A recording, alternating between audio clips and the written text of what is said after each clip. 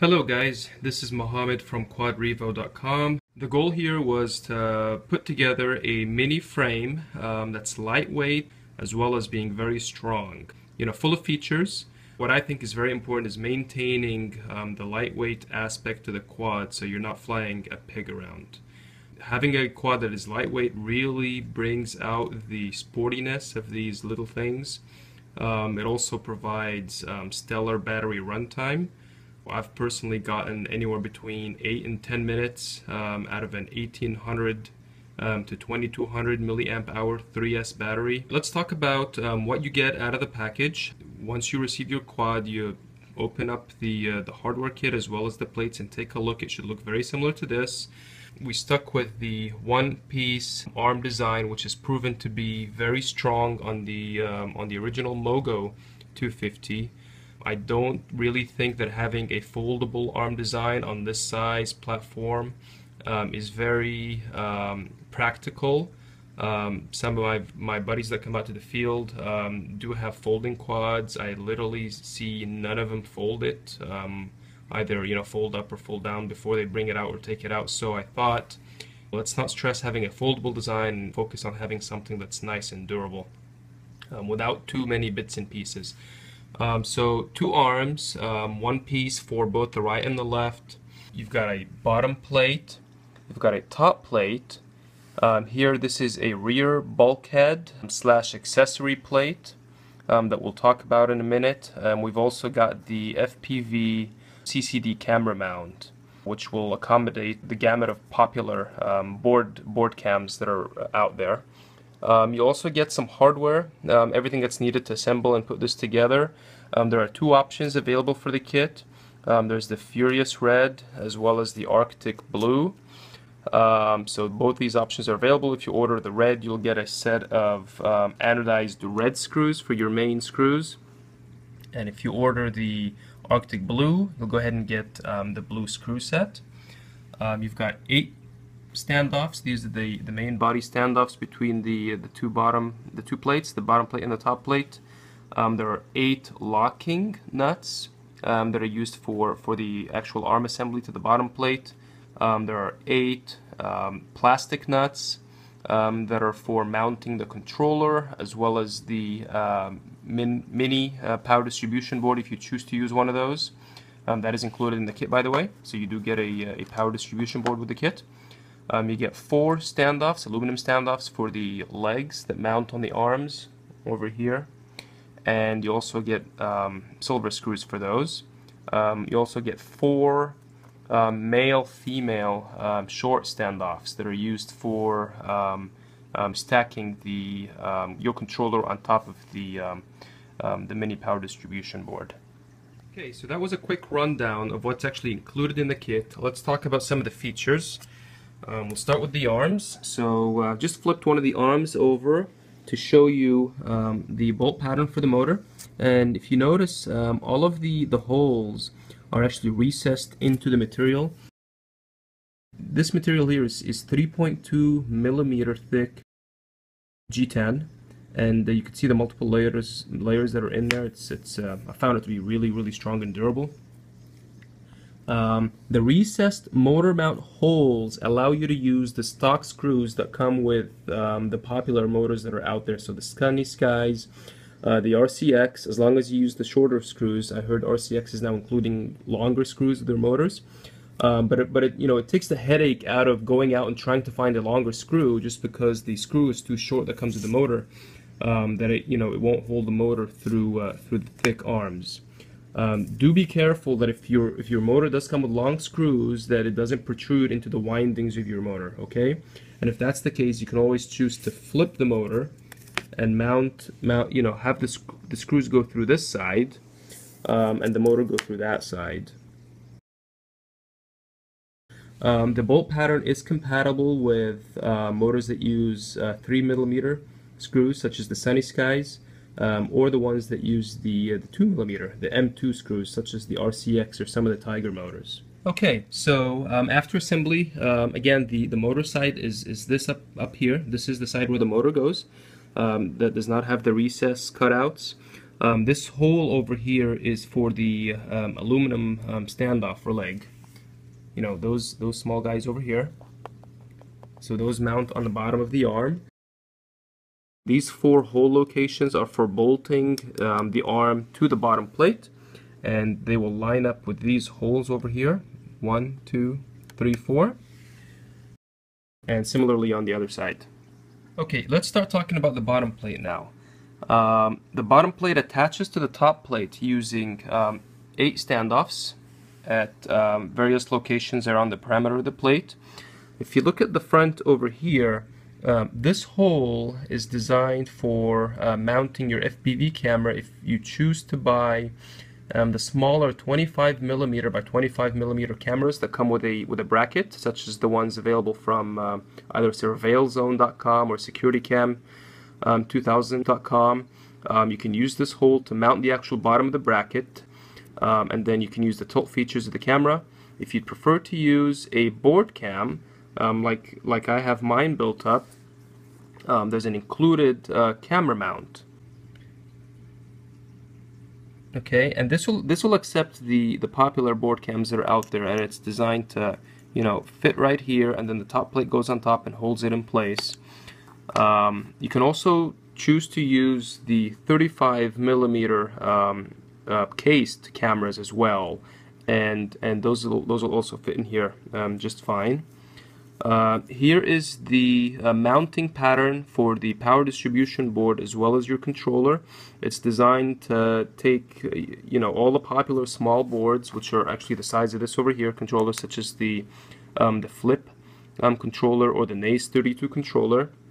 You can use also larger controller boards such as the very popular KK 2.0 or 2.1 series or 2.15. And that'll also fit in here just fine. And then on the back you'll also see a couple of slots located over here for mounting the rear bulkhead. So that fits right in here, and then the top plate will hold that in place as well. Okay, let's start talking about the top plate. Here's how it looks like, and let's talk about some of the features that we've got built in here. So those 2 slots are for mounting a GoPro, so you can fit a GoPro 3 right on top of the top plate, and these would be your strap locations. I'll show a picture later of how that looks like. The side slots over here are for choosing to hold on a Mobius or any sort of smaller camera or other type of accessory that you may have. If you're not using the optional vibration mount, which fits in these 3 holes right here. If you're using the vibration mount, you do not need to use these slots for holding on your Mobius. If you're not using a camera, you may also choose to use these slots for like strapping down your battery, for example.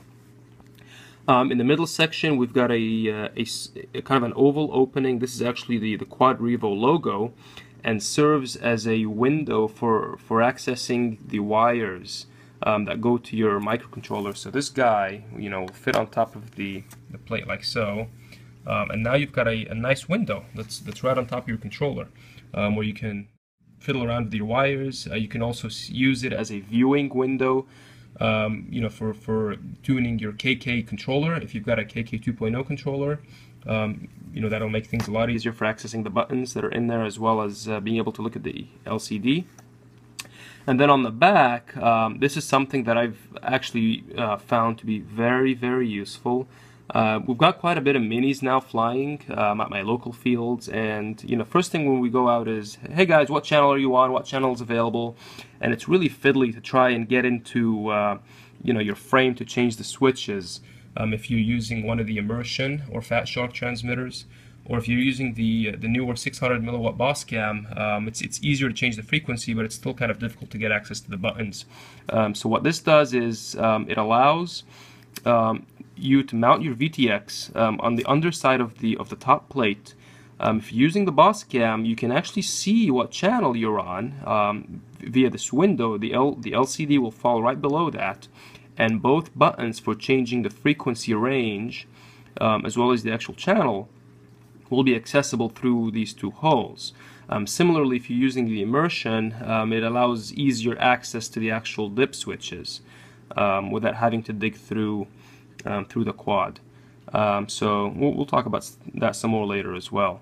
And then we've got a couple of slots on the side here. Again, you can choose to use those for attaching your battery. You can strap right around the center of the top plate. I've done that as well.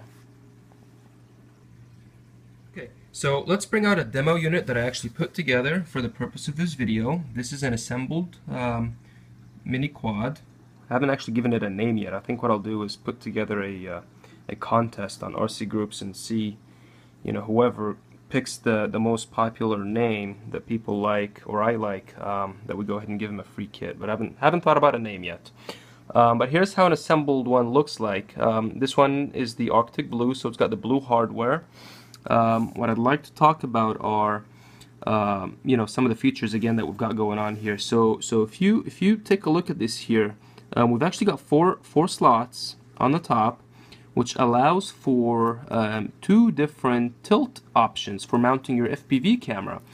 So some of the more experienced FPV flyers will find themselves, constantly nose down because they're doing a lot of high-speed flying. So if that, so the front slots will give you a 90-degree camera placement. So it's looking perfectly straight. If you choose the back slot, it tilts the camera back around 6 to 7 degrees, and that's how it would look like. So here I've got it tilted back, and that shows you how you could use that feature. So if the quad is tilted and it's flying, forward like this, then the camera is looking straight out, and you're not looking at a bunch of ground or a bunch of grass. So I found this to be really cool and really useful. Here's how the Bosscam 600 milliwatt transmitter mounts in the frame. So we've got the rear bulkhead assembled, as you can see, and it sandwiches right in there between the top plate at the two slots in the top there, and then the bottom side with the two slots as well. And then through the right hole in the bulkhead, the SMA connector actually mounts. Out of that VTX, this Bosscam VTX. So that does a couple things. I don't even have mine held in place with double-sided foam yet. It's just held in there with the nut on the SMA connector for the purpose of this video.